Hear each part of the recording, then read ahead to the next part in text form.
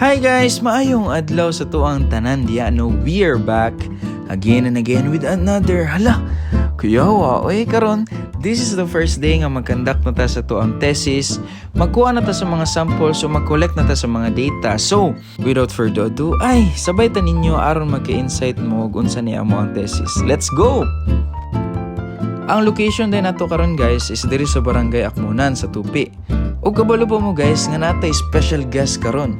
No other than ang ato ang handsome, smart, and energetic din, Dr. Edward R. Lapong. Dang, yawa. Ang nice jud ani guys, kay diri sa to ang motor nagangkas si Sir, so nakastorya-storya pa kita siya, no? Da. First sa pa nga to ang gitabok guys, nya taud-taud ani, naharos ding motor da.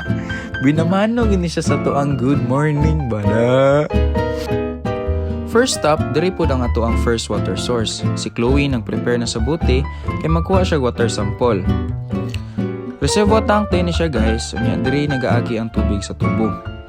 Para makuha ang discharge, bucket method ang ato ang gigamit. For dissolved oxygen pod, DO meter. Ang katawanan pa jud ani kay di na mapaslak ning pin. Unya gitabangan namin ni Sir Lapong kay mura nagkinalawang na jud mi ani paslak-paslak sa pin ba. Next is ang multi-probe meter. Bali 3 ka parameter ang iyang makuha ni guys. Moving to our next location, ang amo ang second water source. Same lang gyapon siya sa atong una guys nga reservoir water tank.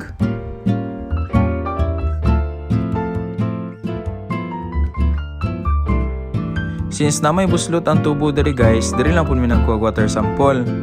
Diri pud unta na mo kaon ang iyang discharge kaso nawala man ang tubig, so giabri na mo naka-connect ng tubo. Same method, bucket method para makuha ang discharge, and after ato, gisure dyan na mo nga sarado balik tong tubo. Next location, diri na po may sasapa. Diri gikuha na mo ang kapaspason sa tubig gamit na pod ang float method. Una, gikuha na mo ang length, width ug height sa tubig.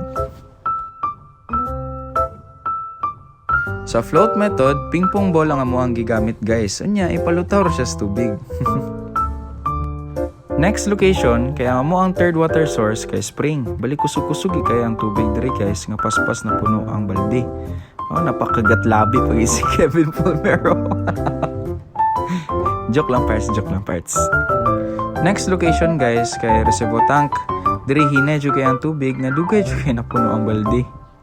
Diri na amaze lang ko kay karon lang ko usab nakakita ani. Comment daw mo guys, unsa jud tawag ani da. Diri guys, nagbalik namin sa barangay para mag-lunch. Diri makita nato si Andrea nga naghungit daan bago manguros. Laka niya, dreng! After na mag-lunch, kay diri nagsakay namin sa sakyanan ni Sir ER kay ang next na mga pangadtuan kay accessible naman sa sakyanan.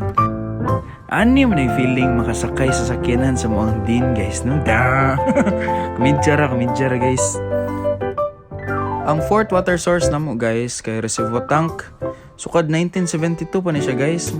Dugay na gid siya no. Nya karon gi Spider-Man ni pagkay aron sukaton ang tangke. Dire makita nato nga daghan siya distribution line.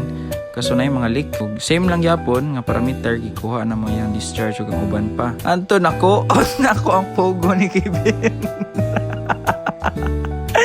Sorry parts. Joke lang to parts.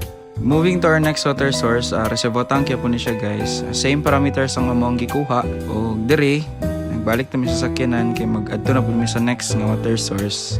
Diri guys, musi matingala mo kung anong tap water ang mong gikuhaan. Baligikan dya po ni siya sa reservoir tank na nasa unahan. Kaso dili mo gumi makakuha dito kay ang pipes sarado na. Diri lang mo po diyahang outlet, so diri lang po mi nagkuha tubig. And moving to our last water source, kani siya guys, reservoir tank yapon siya pero not drinkable. For domestic use lang siya, like ligo, hugas. And after all, naadtuan mo po din nato tanan water source diri sa Barangay Akmunan da. Nag-proceed po mi sa balay aron ipa-check kay Sir ER ang amo ang incubator. Nag-approve si Sir, so nag-proceed mi sa E. coli testing. Diri ipakita ni Kevin kung unsaon pagdiskarte sa E. coli testing gamit ang Petrifilm, syringe ug amo ang mga water samples.